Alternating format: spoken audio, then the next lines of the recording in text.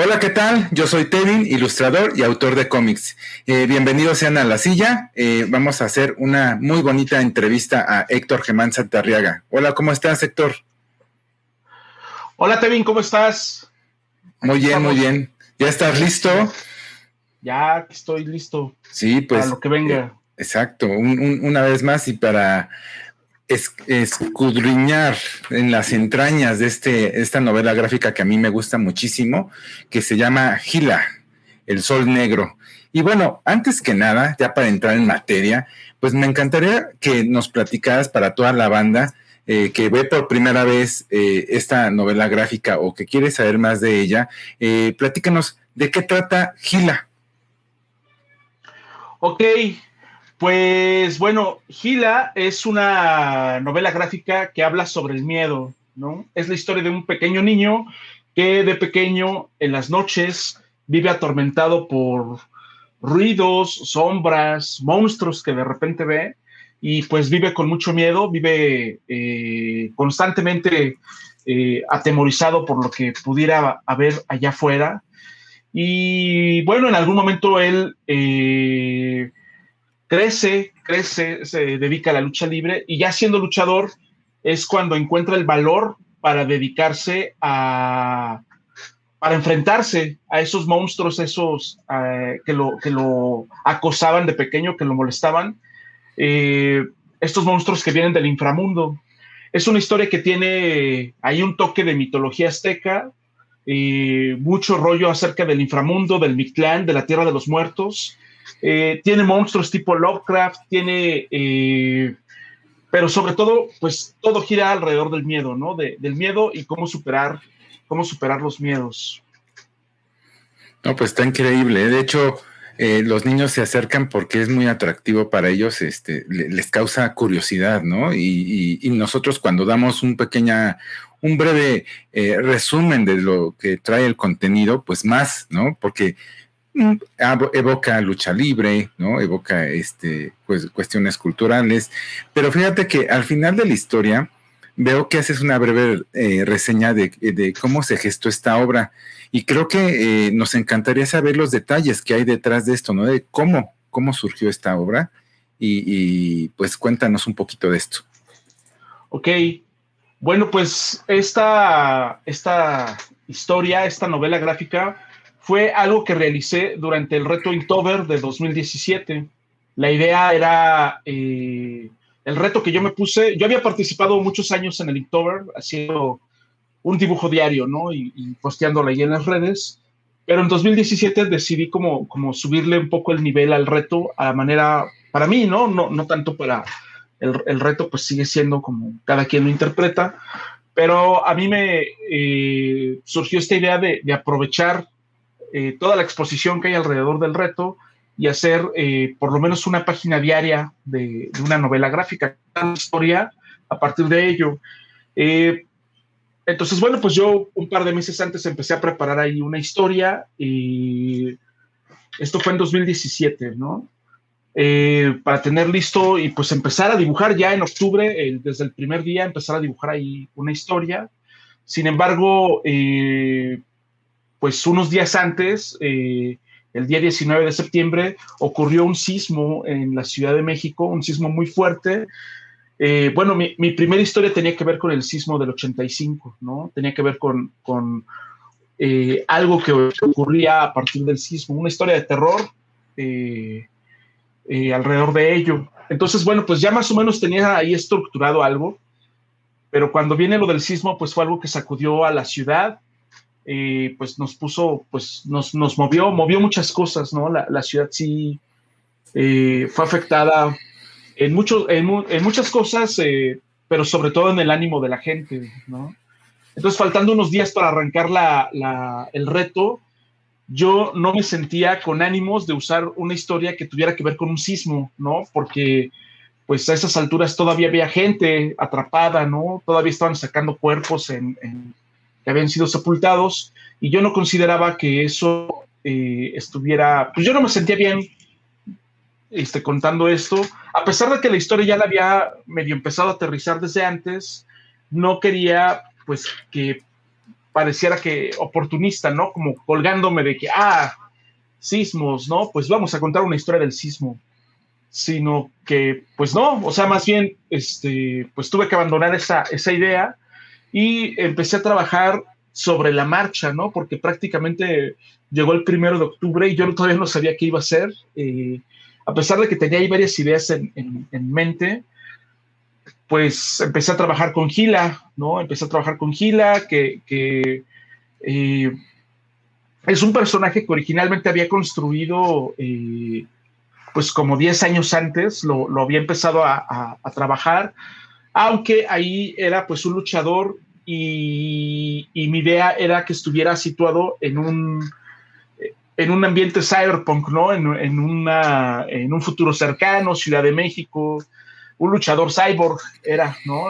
Tenía ahí varios sketches, varios bocetos, y la idea era, pues tenía esa idea de un luchador que se llamaba Gila y que en algún momento quería plasmar esa historia. Entonces decidí traer ese personaje y adaptarlo a algo que, pues más en un entorno de terror, en un entorno bueno, ahí con estos toques de mitología azteca, y pues fue así como empecé a trabajar ya sobre esto, ¿no? Recuperé también por ahí otro personaje que había usado, que es Metzi.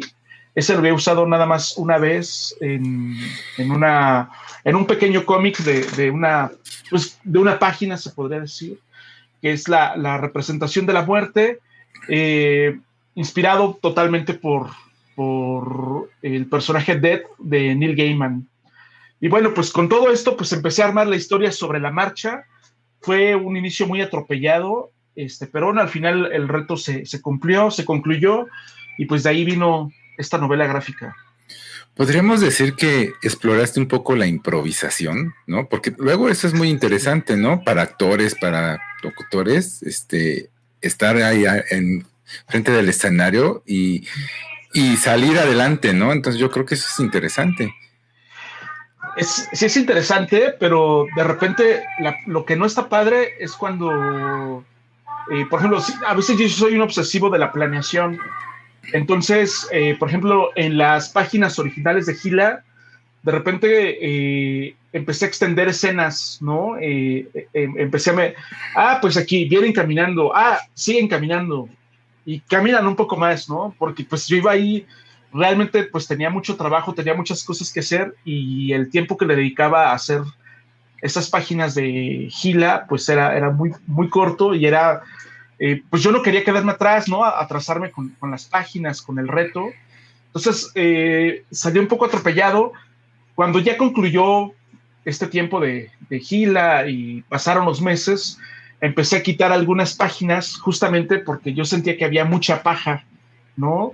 Que de repente en mi afán de cubrir seguir a pie de la letra el reto, empecé a meter paja en la historia que realmente no contribuía con nada, ¿no? Más que extender escenas ahí sin sentido, ¿no? Entonces hubo una edición. Está muy buena la improvisación, pero no sé si fue lo mejor que pude haber hecho en ese momento, Sí. Pero sí salió. Sí, pues no se nota un gran resultado, pero fue interesante saber que por ahí hubo esto, ¿no? Está bueno. Oye, pero justamente, ¿qué pasó con esa historia derivada del terremoto del 85? Porque finalmente esta es otra historia, ¿no? ¿Qué pasó con aquella? Ok, esa historia la retomé después, hice una adaptación y empecé a dibujar unas páginas en el Inktober 2020, y bueno, pues ahorita estoy metiéndole más páginas a esa historia. Hice una adaptación ahí porque ya saqué el elemento de luchadores que tenía, y bueno, ahorita ese proyecto, su nombre que ahorita tiene es La Sirena y el Macuarro, ¿no? Pero bueno, está tocado muy por encimita esa historia sobre el sismo del 85. Y bueno, tengo otra historia más que tiene que ver, pero es una historia para niños, que tiene que ver con algo que ocurre en el sismo del 85, ¿no? También. Ok, ya la veremos próximamente, seguramente. Oye, Hablando de lo más importante cuando tú ves un libro, además de la portada, es el título. El monstruo de Gila es un reptil ligeramente peligroso. ¿Tiene algo que ver el animal con la historia o por qué decidiste ese nombre para esta novela? Sí, el nombre está inspirado en el monstruo de Gila. El monstruo de Gila es un lagarto, como bien mencionas, que es venenoso. Su saliva es súper venenosa y algo que tiene es que tiene una mordida y cuando muerde este reptil se traba su quijada y entonces no se puede soltar y mientras está la mordida pues está llenando con su saliva al organismo que mordió hasta matarlo, ¿no? Entonces, bueno, por un lado me gustaba mucho esta idea de que pues al final es un animal que no suelta, ¿no? Que agarra y no suelta y incluso en la novela se menciona un poco que siendo luchador, él tiene como un candado que les hace ahí a los luchadores y que es como una mordida del monstruo de Gila, ¿no? Porque no lo suelta hasta que se rinden. Pues de ahí viene el nombre. La novela, por toda esta cuestión del Inktober, ¿no? Que es en tinta y todo esto, pues es en blanco y negro, pero mi idea original era que la máscara fuera amarillo con negro, ¿no? Ok. Por ejemplo. Oh, se vería muy bien, ¿eh? Amarillo con negro. Como la piel del monstruo de Gila, ¿no? Que es Ya. amarilla con negro, ¿no? Que Ujú. aparte es una combinación que a mí me gusta mucho. Ok. ¿Y sol negro? El sol negro es una.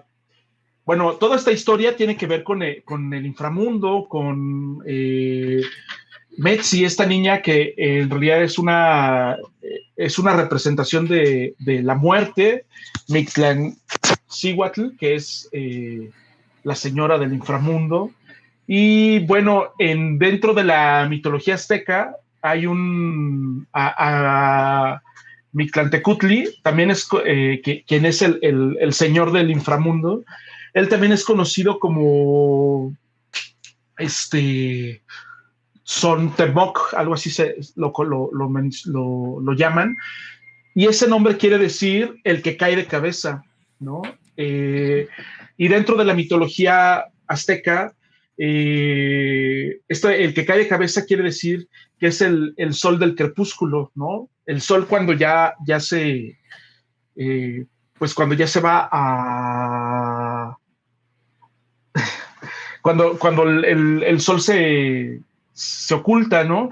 Y es conocido como el sol del crepúsculo, el sol de los muertos, el sol de la noche, el sol que solo existe entre el oscurecer entre el crepúsculo y el amanecer, ¿no? Que es Mm.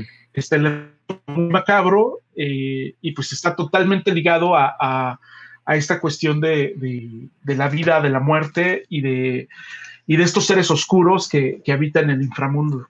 Sí, no quería dejarlo de comentar porque se me hace muy poético decir el sol negro, ¿no? Entonces, para todo el público que tenga dudas, pues ya ahorita está resuelto, ¿no? De dónde viene el origen del sol negro, ¿no? Oye, retomando un poquito lo que había comentado de que pues llama mucho la atención a los niños, ¿Gila estuvo pensada desde un inicio para el público infantil? No, realmente no lo pensé, voy a hacer una obra para niños. No lo pensé así. Realmente, te digo que el inicio de cuando empecé a construir la historia fue muy atropellado. Realmente iba sacando las páginas día por día así y sin tener muy claro para dónde llegar. Originalmente, pues mi idea era que fuera como muy deprimente ver a un luchador como Gila, ¿no? Porque ocurren muchas cosas en la historia, como que él se visualiza como un ídolo de lucha libre, pero en realidad pues es un luchador fracasado, ¿no? Entonces estaba como muy ligado a eso, al menos en mi mente cuando estaba construyendo esa historia y con este rollo del miedo y el viaje por el inframundo y los monstruos y todo lo que pasa, pues quedó una historia que habla sobre el miedo en realidad y como la historia, originalmente las primeras páginas arrancan con él siendo un niño y viendo sombras en la ventana y los árboles. Eh, pues eso es algo que a muchos, y me lo han dicho un montón de lectores, les significa mucho porque muchos niños estando en su cama de pequeños, de repente escuchan cosas, ven sombras, tienen miedo. Ese miedo que tienen muchos de los niños, pues es algo que es universal prácticamente, ¿no? Casi, casi no hay niño que no haya tenido miedo, un miedo así. Y, y pues esta novela la estrenamos en octubre del 2018, o sea, un año después de que la dibujé. Y pues ya la vendimos, estuvo muy bien en la Feria del Libro del Zócalo. Y el siguiente mes estuvimos en la Feria del Libro Infantil y Juvenil. Y bueno, ahí lo curioso es que nosotros teníamos muy poco, en ese momento teníamos muy poco material para niños. Y pues esa es una Feria del Libro Infantil. Y entonces fue muy curioso porque a los niños empezaban a llegar a Gila y les encantaba la idea, niños y adultos, ¿no? A los adultos también les gustó bastante. Y pues al final es bueno, pues no tiene nada que un niño no pudiera no ver. Nunca estuvo claro como ese target eh, eh, pensado, sino que al final fue de que, lo puede ver un niño, claro, sin ningún problema, ¿no? Y bueno, de ahí vino el por qué Gila mutó en esto.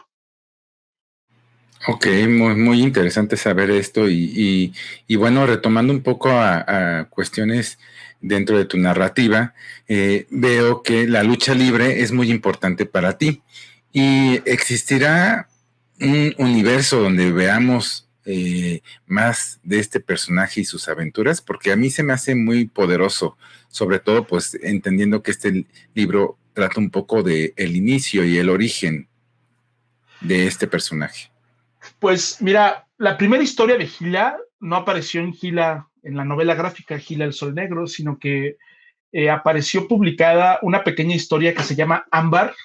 Apareció en una antología que se llama Primera Caída, ¿no? Que la publica el buen amigo Mario. Y él me invitó a colaborar ahí con una historia de 7 páginas y pues construí, ahí fue la primera vez que dibujé a Gila, ¿no? Ya en un cómic. Tenía bocetos de cómo podría ser, pero ahí dibujé a Gila y me gustó bastante. Esto lo hice casi un año antes no, como 5 o 6 meses antes de que empezara con la novela gráfica. Y dentro de todo esto, pues traía muy frescas estas ideas de esa historia cuando empecé el Inktober. Por eso también decidí usar a Gila en esta historia. Habrá más historias. Algo que me gusta es que la historia así de la novela gráfica está completita, ¿no? Y en realidad, bueno, la gente cuando la lee se da cuenta de que en realidad no es un principio, o sea, te cuenta una historia, pero es una historia redondita. Algo que pasa dentro de esta historia es que hay un bucle temporal. El personaje va de un lado a otro, pero regresa. Al final es un círculo, ¿no? Es un círculo y Gil está atrapado en ese bucle, ¿no? La historia que se llama Ámbar, que apareció en Primera Caída, habla un poco de eso, ¿no? De cómo está atrapado, se siente atrapado como un mosquito en ámbar, ¿no? Es algo que menciona en su momento y que es, pues, estar atrapado ahí, perdido en el tiempo, ¿no? En un bucle del cual no puede escapar. Entonces, eso es algo que a mí me gusta mucho. Y en el momento en que sacas al personaje de ese bucle, pues pierde sentido, pierde fuerza toda la obra. A mí me gusta que esté contenido ahí. Y pues de momento no tengo pensadas contar historias sobre Gila más, o sea, diferentes, ¿no? Las aventuras de Gila, porque en realidad Gila es esta aventura, esto que está contenido ahí en ese círculo sin fin. Ok, entonces valórenlo más, ¿no? Valoren este momento con este personaje. Pero fíjate que mi pregunta anterior me lleva a la siguiente, que ya hablamos un poco de la lucha libre, y bueno, te quería platicar y preguntar de que, bueno, nosotros aquí en México, Ajá, siempre representamos muchos de nosotros cuestiones culturales, ¿no? Ya sabes, hablamos de las tradiciones mexicanas, de cuestiones prehispánicas, de cultura en general, ¿no? Como la lucha libre ya es algo muy arraigado a nosotros, pero a veces mucha banda se cansa de eso, ¿no? Dice, ay, otra vez están hablando de esto, ¿no? ¿Por qué no salen de eso? Sin embargo, tú logras darle ese giro para que sea interesante. ¿Cómo sucede esto y qué opinas acerca de esto? Bueno, yo creo que la mitología, eh, ahorita me enfoqué en la parte azteca, pero pues toda la mitología prehispánica es muy rica, ¿no? Y hay muchas cosas, muchas historias bien interesantes. Y más allá de la mitología prehispánica, por ejemplo, hay muchas historias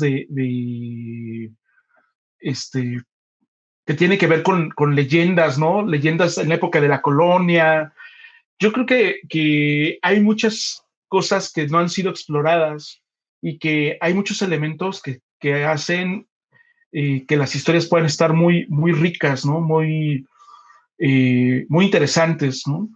Hace un par de años me regalaron un libro que se llama,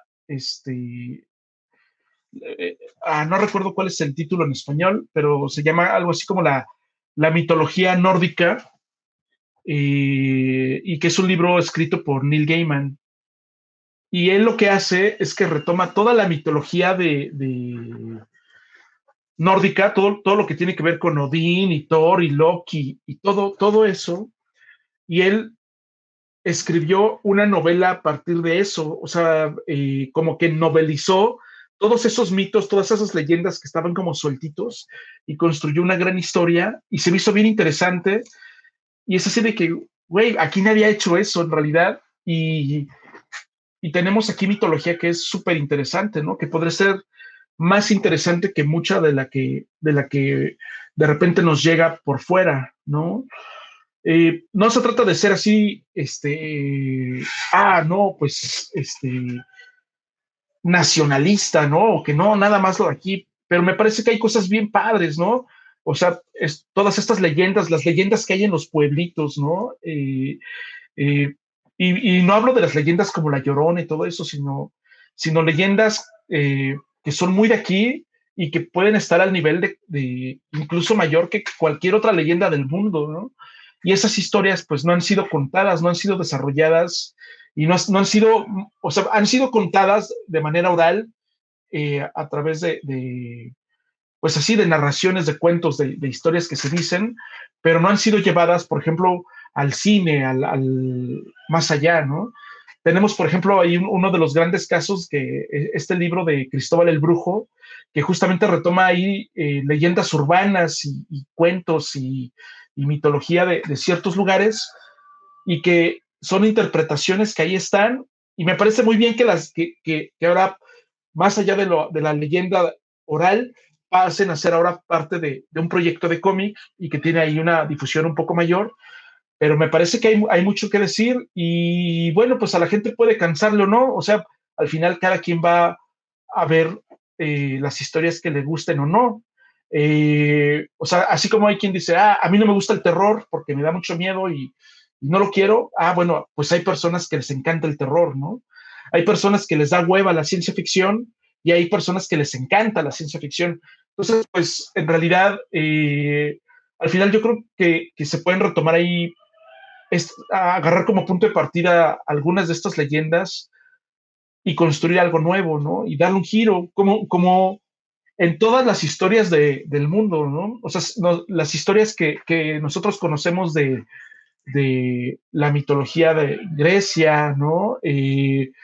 Las leyendas nórdicas y todo eso, pues son historias que ya nos llegaron acá y que se nos hacen bien padres, ¿no? Pero de repente acá tenemos historias que sí están bien densas, que están muy interesantes y que nada más porque son de aquí no les damos el peso que se debe, ¿no? Yo creo que, bueno, pues ahí están las historias y que pues la gente pues les dé la oportunidad si es que les interesa y si no, están muy es, eh, están muy en su derecho de decidir que no lo quieren, ¿no? Pero bueno, no creo que algo, el incluir este tipo de cosas, haga una obra buena o mala. O sea, más bien, pues ahí sí depende de cada autor y de las interpretaciones que haya a partir de ahí. Claro, se me hace muy interesante la respuesta y coincido totalmente contigo. Oye, regresando a la portada, aparte del nombre, se me hace muy llamativa porque regularmente tú escoges siempre el rostro del personaje. Entonces, ¿cómo llegas a ese proceso o por qué, o es tu toque característico de mostrar siempre el rostro en la portada, regularmente, ¿no? Bueno, el mostrar el rostro en una portada, bueno, no lo hago siempre, pero eh, estuve trabajando muchos años haciendo revistas, haciendo portadas, desarrollando todo esto y a veces, y dentro de, pues para una empresa, ¿no? Que ahí, que publicaba regularmente y que tenía un montón de proyectos, ¿no? Entonces, dentro de todo esto, algo que estaba padre es que de repente, cuando venían los reportes de cómo le había ido a un proyecto, había cosas interesantes. Y entonces, por ejemplo, algo que nos dimos cuenta, el equipo de trabajo, es que de repente una escena, una portada con una escena así, los personajes lejos, completos, una ilustración padrísima, pues está bien padre la portada, pero al final, cuando tú tienes un close-up del personaje, siempre que el personaje lo permita, claro, ¿no? Eh, conecta más con el lector, ¿no? Porque genera más como un, cabrón, me está viendo, ¿no? Eh, y esto era muy interesante. Por ejemplo, a mí me tocó trabajar mucho con licencias de Disney, ¿no? Y de repente podías hacer cosas bien locas ahí con algunos de los personajes. Eh, y bueno, yo siempre trataba de llevarlo al extremo, ¿no? Sobre todo porque son personajes muy conocidos. Yo en algún momento decía, deberíamos nada más poner en la portada una oreja de Mickey, ni siquiera su cara, nada más la oreja. Y eso, todos van a saber de qué se trata. No, ¿cómo crees? Estás loco. Pero bueno, hicimos muchos experimentos, ¿no? Uno de ellos, recuerdo perfecto, una portada que incluía el ojo de Wally, el robot de Pixar. Wally es pues un pinche cuadrado ahí, un cubo, ¿no? Y de repente era difícil como hacer algo interesante con un cubo, ¿no? O sea, con la forma de un cubo. Y a mí se me ocurrió para una portada hacer un close-up así al ojo de Wally, que toda la película lo más expresivo del personaje eran sus ojos, y en el ojo que se viera reflejado Eva, ¿no? Y entonces, pues ya le das atención y todos sabían que era Wally, ¿no? A esa portada no le fue nada bien, pero bueno, me salí con la mía, ¿no? Yo creo que conecta muy bien de repente los personajes que miran al lector, ¿no? Siento que los llaman. Y aún así, bueno, pues hay otro tipo de portadas que también pueden gustar. O sea, no podemos generalizar y decir, las portadas con close-up funcionan muy bien, todas, porque no siempre pasa así, pero sí genera una muy buena composición y hace que es como que el libro tuviera una cara, ¿no? Una cara que está viendo al lector. Ahora entienden por qué en Netflix utilizan las caras de los actores en vez de una escena muy como de póster, ¿no? Ahora ya les queda más claro, ¿no? Con esta explicación de que llama muchísimo la atención y ahí está aplicado en otra vertiente, ¿no? En los cines, los rostros, ¿no? Y bueno, continuando con la entrevista, otra característica que tiene este libro es que a diferencia de la mayoría, no todos, este es Pocket, edición de bolsillo, desde la primera edición. ¿Qué te llevó a tomar esa decisión o si la nueva edición será del mismo tamaño? Ok, bueno, la decisión de hacerlo así tuvo que ver con dos cosas. Primero, un año antes había lanzado la edición Pocket de Hermanos, que era pues también del mismo tamaño que Gila, ¿no? Eh, y en mi mente estaba esta idea de en algún momento desarrollar, eh, tener como la versión Pocket de todos mis libros, ¿no? Y en el caso de Gila, ¿por qué no hubo una edición en tamaño regular en un inicio? Bueno, como ya lo comentamos, eh, esta novela gráfica la desarrollé durante el Inktober, ¿no? Entonces, yo normalmente cuando trabajo en papel en tamaño doble carta, ¿no? Trabajo en doble carta y ahí hago mis dibujos, ahí hago todo, y al final hago una reducción y ya quedan al tamaño que lo conocemos.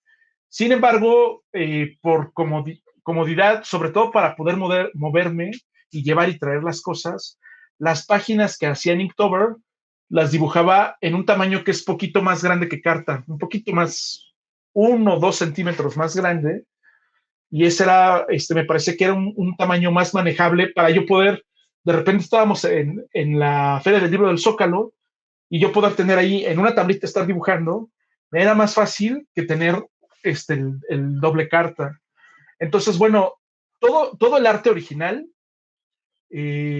cuando tú tienes un arte original del, no sé, tú dibujas algo de este tamaño y te queda padrísimo, pero si tú eso lo quieres convertir en una portada, al crecerlo, pues no siempre queda bien, no siempre se ve bien lo que escaneas, ¿no? O lo que retratas. Y normalmente lo que funciona es reducir las cosas. Al momento de reducir, tú lo que haces es que afinas los detalles, ¿no? Todo lo que tú hayas hecho queda mucho más fino que al hacerlo en grande. O sea, al hacerlo más grande, lo que haces es que se ve más burdo, ¿no? Se ve más burdo. Ese es el resultado. Entonces, bueno, como mis originales, pues iban a estar casi al 100%, ¿no? Que mis novelas gráficas, porque eran tamaño carta, yo decidí que, sobre todo porque no me sentía con la confianza de qué va a pasar con esto, ¿no? Preferí reducirlo al tamaño Pocket, que era un formato que ya estaba probando, y ver cómo se veía en ese formato, ¿no? Y la verdad es que afinó bastante bien porque de repente pues mis trazos son como que más burdos, más toscos, ¿no? Y al momento de reducirlos, esos trazos burdos y toscos se afinan, la línea, las manchas, uso mucho las manchas, tanto manchas de tinta negra como manchas en blanco, y esos puntitos así que quedan tan finitos, pues le dan pues una finura al trabajo final, algo que al hacerlo más grande se ve burdo, se ve tosco, ¿no? Entonces, esa es la razón por la cual esa primera edición de Gila salió en tamaño pocket. Al año siguiente volví a hacer el reto y ahí dibujé la novela de Bajo la piel de la bruja.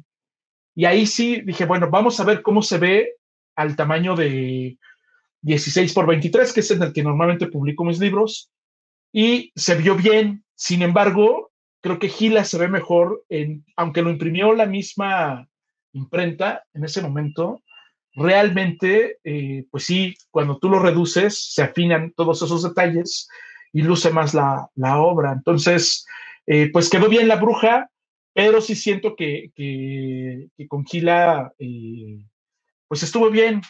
¿Habrá una edición más grande? Pues tal vez. En este momento no lo he decidido aún, pero aún tengo varios ejemplares, pero sí, pues es una opción también hacerlo a un tamaño más grande. Y bueno, algo que descarté en su momento era cuando yo les pregunto a la gente de qué color es la máscara de Gila, de qué color la imaginas, todos me dicen, pues es gris, ¿no? Es gris su máscara, ¿no? Pero bueno, yo la decisión de hacerla blanco y negro era un poco cerrando todo este rollo del Inktober, ¿no? Blanco y negro, la tinta, pero en mi mente siempre el diseño de la máscara fue amarillo con negro, ¿no? Y incluso los bocetos que hice, me costó mucho trabajo llegar a ese resultado, pero bueno, mis bocetos eran con amarillo y negro, como dorado, así como de este color. Ok, no, pues ahora sí queda mucho más claro por qué ese tamaño le ayuda bastante a Gila, ¿no? Y bueno, oye, retomando un poquito el tema principal de esta novela gráfica, te quería preguntar, el niño protagonista es muy miedoso y de alguna forma logra vencer esos miedos. Entonces, esto me lleva a preguntarte, ¿esto tiene algo que ver con el Santarriega cuando era niño y a la par? ¿cuáles serían tus miedos del Santarriaga actual? Ok, pues, pues sí, cuando era pequeño, pues había muchas cosas que me daban miedo, ¿no? Sí, tuve muchos miedos, pero al igual que el personaje, al igual que Gila, eh, siempre fui más curioso que miedoso, ¿no? Entonces, cuando yo escuchaba algún ruido o veía algo, me tenía que pararme a ver qué era, ¿no? Si no, no podía dormir, ¿no? Por ejemplo, en las noches, ¿no? Se escuchó un ruido, no, pues tengo que ir a ver qué es ese ruido porque quién sabe qué vaya a ser, ¿no? Y quedarme en mi cama ahí escondido, eso nunca fue opción. Bueno, pues siempre, sí tuve mucho miedo, muchas cosas me daban miedo de pequeño, pero siempre fui más curioso, eso me llevó como pues ir a buscar, a ver qué, y eso me ayudó a quitarme muchos miedos, ¿no? Actualmente me considero una persona más recargada en la parte racional. Entonces, tiene que ver mucho con eso, con esa curiosidad de resolver lo que estaba pasando para quitarme los miedos, ¿no? Y ahora, pues eso me ayuda mucho a que, pues veo las películas de miedo porque me gustan las películas de terror, pero pues realmente no soy una persona que sienta miedo, que sienta mucho miedo. Sí, sí me dan miedo algunas cosas, ¿no? Actualmente, ¿qué me da miedo? Eh, pues más que darme miedo, hay cosas que me preocupan, como todo. A mí, por ejemplo, los monstruos y eso, por supuesto que no me dan miedo. A mí me da más miedo, me puede dar miedo más, no sé, me puede dar más miedo algo como que está ocurriendo, ¿no? La delincuencia, ¿no? Ese tipo de cosas, pero pues me preparo para tratar de no ser víctima de eso, ¿no? Pero no, pues realmente así como que, ¿qué te da miedo? Pues no. Mi pensamiento siempre va enfocado en ir hacia adelante, ir hacia tratar de prevenir lo más que pueda las cosas y ya,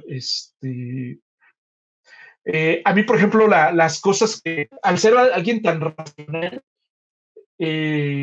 pues uno de los libros que más miedo me ha dado a mí en la vida es un libro que se llama The House of Leaves, ¿no? La Casa de las Hojas, eh, donde platico rápidamente una escena. eh, es una familia que se muda a una cabaña y la están remodelando porque pues ya ahí van a vivir, ¿no? Y mientras están remodelando, pues de repente le dicen, oye, pues ¿por qué vamos a pintar esa pared, ¿no? La pared de adentro de esta. Entonces, ¿cuánta pintura necesitamos? Ve a comprarla. Pues necesitamos por cada, no sé, una cubeta por cada 6 metros, ¿no? Pues, a ver, mide cuánto mide esa pared. Y la miden por afuera, ¿no? No, pues mide 5 metros. Perfecto, pues con una cubeta la hacemos, ¿no? Pero la pared que iban a pintar era la de adentro, ¿no? Entonces, cuando empiezan a pintar la de adentro, se dan cuenta que no les alcanza la pintura, que era para 6 y medía 5, ¿no? Y cuando miden por dentro la pared, mide 7 metros, ¿no? O sea, mide más adentro que afuera. O sea, esa me parece la cosa más horrorosa que pueda haber en el mundo, ¿no? O sea, algo que desafíe algo como las matemáticas, ¿no? Y empiezan a pasar así, cositas así que tienen que ver con los espacios, con las distancias, con todo eso. Y bueno, a mí me parece espantoso, ¿no? O sea, que 5 metros no sean 5 metros, que sean 7 en realidad, eso pues sí, este, está cabrón, ¿no? Entonces, bueno, ahí va. Ok, y bueno, todavía hablando de esto del niño y el hombre actual, la paradoja que existe en la novela, pues es bastante interesante. Entonces, nos encantaría saber de una vez, pues, ¿qué le diría a Santarriaga de hoy al niño Santarriaga si tuviera esa oportunidad, ¿no? Con todo este contexto que ya nos platicaste. Ok, eso con respecto al miedo, ¿verdad? Entonces, pues pues seguro se cagaría del miedo si me ve, ¿no? Justamente porque desafiaría eso en lo que creo. O sea, el toparte contigo mismo, pues sí, es algo que pues no debería pasar, ¿no? Pero bueno, más allá de eso, pues le diría que sigue igual, que todo va a salir bien, ¿no? Y que lo que le preocupa, pues no, eh, todo se va a arreglar. O encontraremos cómo arreglarlo. Sí, nada más va a decir, ah, caray, estoy barbón, entre muchas cosas. Oye, fíjate que al principio, hablamos de Mitzi, ¿no? Y yo recuerdo cuando conocí a Mitzi, que tuvo una página muy importante, el Día de Muertos, que ahí trataste de este personaje y se me hizo un personaje muy fuerte y estuvo muy interesante que lo retomaras en esta novela gráfica. Me encantaría saber este misterioso personaje que pues ya detona varias historias, ¿por qué o sea, por qué lo rescataste realmente? O sea, eh, será algo que lo veremos en más historias, ¿no? Por su mismo halo de misticismo y de misterio. Pues, ¿por qué lo rescaté? Bueno, Metzi, como les decía hace rato, está inspirado en el personaje Death de Gaiman, ¿no? Me gusta mucho la forma, el tratamiento que Neil Gaiman le da en sus historias a la muerte, en particular en las historias de Sandman. Y a mí cuando en 2003, más o menos, nos invitaron a participar en este proyecto que se llama el Manali de la gráfica mexicana, y ahí como colectivo Dosis participamos con una serie de cómics que se llamaba La muerte tocó a mi puerta, y teníamos que contar estas historias sobre la muerte, ¿no? Algo que tuviera que ver con la muerte. Y pues aquí mi idea era poner a la muerte como una niña que visita a un niño que tiene cáncer y que ya hasta son amigos, ¿no? Porque lo visitó cuando se llevó a su perro, lo visitó cuando se llevó a su abuelito, ¿no?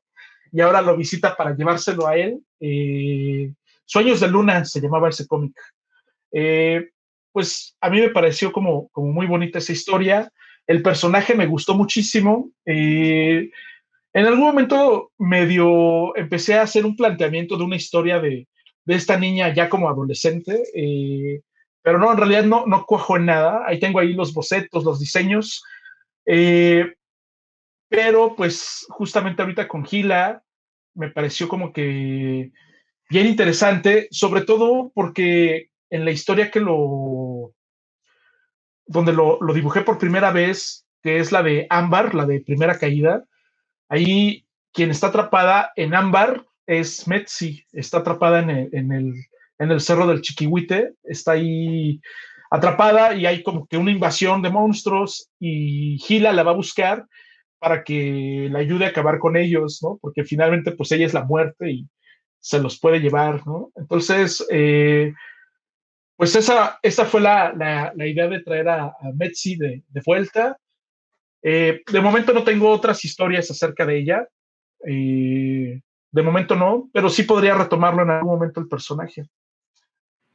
Ok, entonces curiosamente nuevamente hay una situación donde personajes de otras historias se meten en esta. Sin embargo, ahora sí no encontramos de otros personajes de Cyberpunk o lo que tú veas de otras historias en esta. Si hay o no relación este cómic con otra de tus historias. Pues en algún momento va a relacionarse con lo que ocurrió en Bajo la piel de la bruja y con la historia de la sirena y el macuarro, ¿no? Al final, eh, me gusta pensar, sobre todo porque son historias de terror, pues que van a estar como ambientadas ahí en un mismo universo, ¿no? Pero nada más, o sea, no tanto como la Cyberpunk, que sí están entrelazadas ahí, los personajes van y vienen. Aquí no, aquí nada más hay elementos que son, que se van a repetir.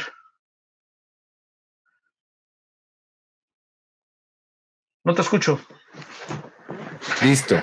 Fíjate, ha sido bastante interesante todo esto, descubrir y adentrarnos en esta novela gráfica y creo que enriquece bastante el trabajo final para los que ya lo leyeron y para los que están a punto de leer. Me encantaría traer aquí a Tras Bambalinas en la producción, ¿no? Cuidando que todo salga muy bien, a Logan Wayne.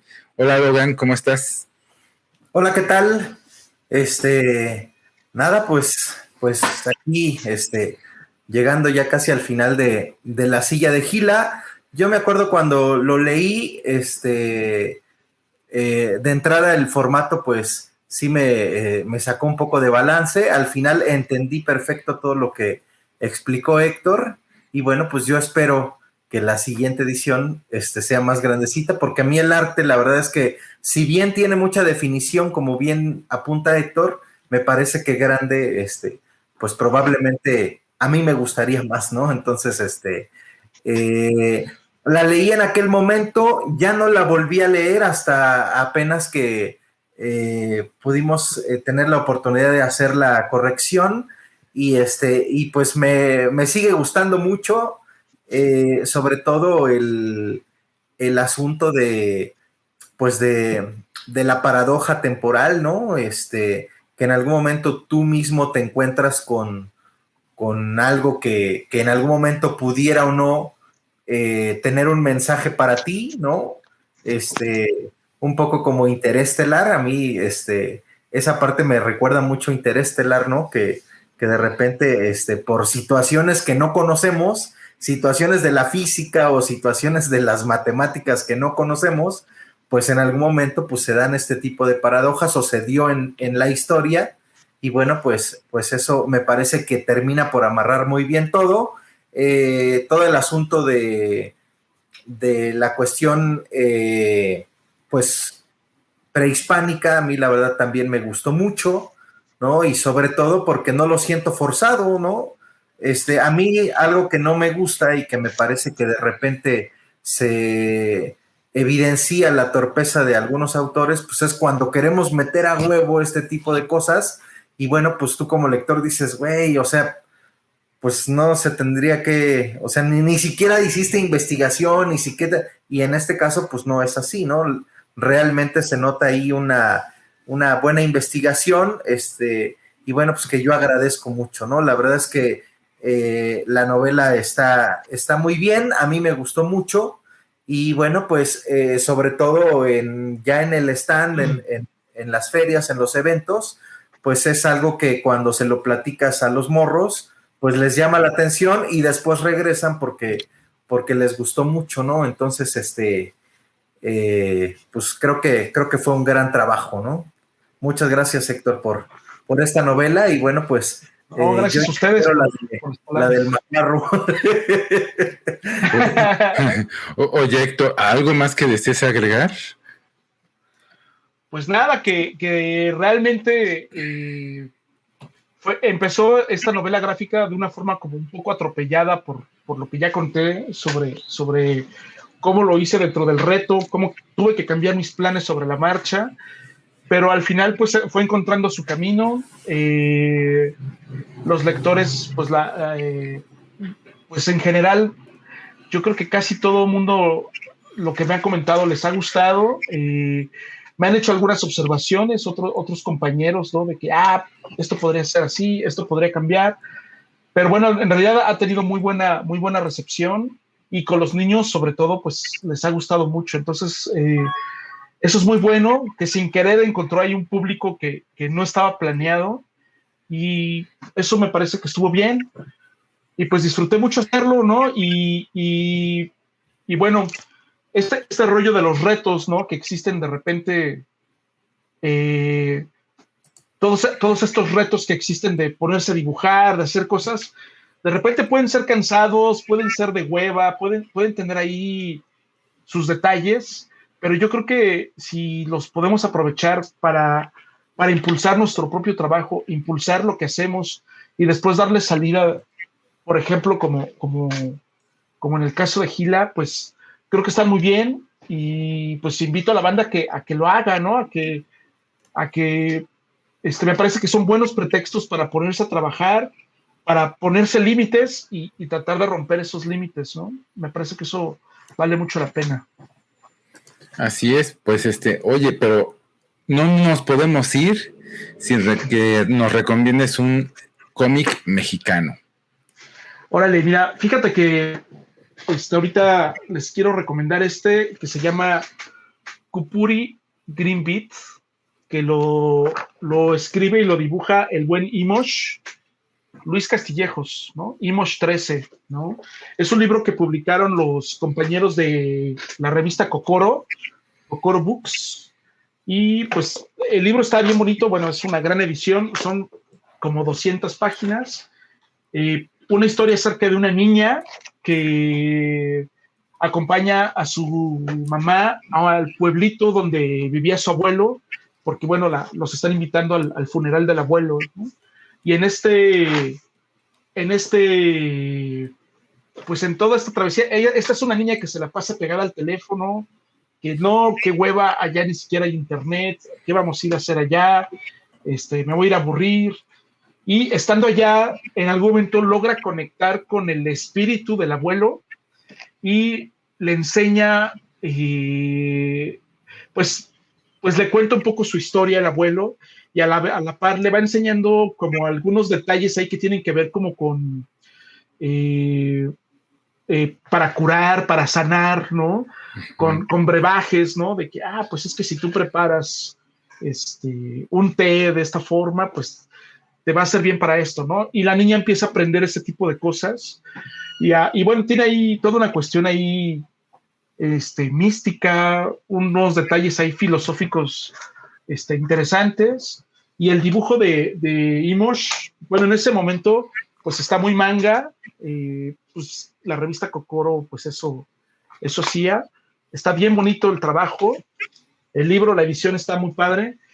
Y bueno, pues a mí yo desde entonces, desde que conocí a los Kokoro, ellos habían sacado una edición que incluía, este libro viene en varios capítulos, y ellos sacaron un librito que incluía los 2 primeros capítulos, y me gustó mucho, y después ya lanzaron el libro completo, y está muy, muy bien, ¿no? Imosh además ha ido cambiando su estilo, ya no sé si es que tenga varios estilos o ya ha ido cambiando.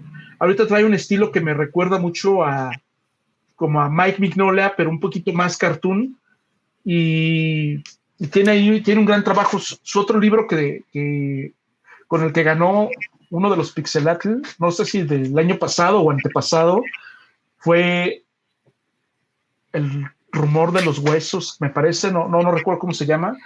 Pues bien bonita la historia también, y bueno, pues su trabajo sí lo recomiendo mucho. A mí aquí lo conocí, y bueno, pues además trae un rollo aquí dorado que se ve padrísimo. La edición está bien bonita, ¿no? Y sí se los recomiendo, con la revista Kokoro o Kokoro Books. Kokoro Revista, así la encuentran en sus redes sociales. Me imagino que todavía tienen libros de Imosh. No, pues que gracias por la recomendación. Yo creo que es una muy buena. También tengo el librito, me gustó bastante. Y bueno, más que nada creo que la libraste, conservaste tus orejitas. Ahí están perfectamente. Yo creo que fue una gran entrevista, muy enriquecida con todo lo que nos comentaste. Yo creo que la van a valorar todavía más. Es como saber de que quizás al principio estaba un poco sobre la marcha, pero yo creo que ni se nota, agarró un tema muy importante, agarró su público, y por eso insistíamos, va a haber más de este personaje, porque creemos que es un gran personaje. Esperemos que sí lo retomes, porque que no tarde mucho tiempo, porque sí vale la pena seguir contando historias de Gila, y bueno, más que nada, pues les agradecemos que hayan estado en esta transmisión. No olviden que estamos haciendo más cosas cada 15 días para promocionar cada una de las novelas gráficas de Pura Pinche Fortaleza. También vamos a tener Elogiando, para que vean cómo es el contenido en el interior. En nuestras redes sociales también se encuentran pues escenas importantes, frases importantes del libro, así es que no olviden checarlas, ¿no? En esta semana, la próxima semana, en Instagram, en Facebook, en Twitter y sobre todo aquí en YouTube, que es nuestro canal principal de contenido visual. Y bueno, le agradecemos a Logan que nos haya cuidado, que todo haya salido perfectamente detrás de bambalinas, y sobre todo a ti, Héctor, que quedó creo que muy bien la entrevista. No, muchas gracias a ustedes y por sus palabras y justamente por la entrevista, les agradezco mucho. Y pues quiero invitar a la banda a que está interesada en conocer el libro. Lo tenemos disponible en la tienda en línea, en purapinchefortalezacomics.com/tienda. También lo tenemos en formato digital en Amazon, para que le echen un ojito. Y pues que nos digan qué les pareció, los que ya lo leyeron, los que ya lo tienen, que nos digan qué les parece el libro, ¿no? ¿Qué les gustó, qué no les gustó? Sobre todo eso, para que pues podamos, si algo no les gustó, en medida de lo posible, pues mejorar, para que los siguientes proyectos que hagamos, pues nos vayan quedando mejor, ¿no, amigos? Así es, amigos. Total. Y no olviden dejar sus comentarios en la parte de abajo. No olviden darle campanita, porque es muy importante, nos ayuda para ir creciendo nuestro canal poco a poquito, pero ahí vamos. Y pues no queda más que nada, más que despedirnos. Muchísimas gracias, Logan. Muchísimas gracias, Héctor. Y bueno, terminamos nuestra silla de esta ocasión. Compren Gila, el sol negro. Y no olviden que nosotros somos Pura Pinche Fortaleza Comics. Y no olviden que estamos aquí de visita. Pura Pinche Fortaleza Comics. No estamos aquí de visita.